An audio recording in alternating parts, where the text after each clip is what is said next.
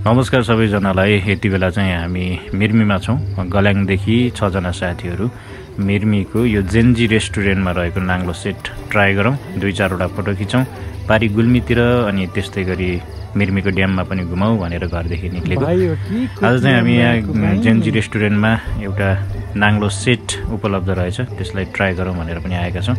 हेरौँ, विचार गरौँ, तपाईँलाई पनि मनपर्छ भने आउन सक्नुहुन्छ। यो चाहिँ जेन्जी रेस्टुरेन्टको नाङ्लो सेट है साथीहरू, तपाईँ हेर्न सक्नुहुन्छ। तपाईँलाई मन पर्यो भने मिर्मीमा आउन सक्नुहुन्छ है।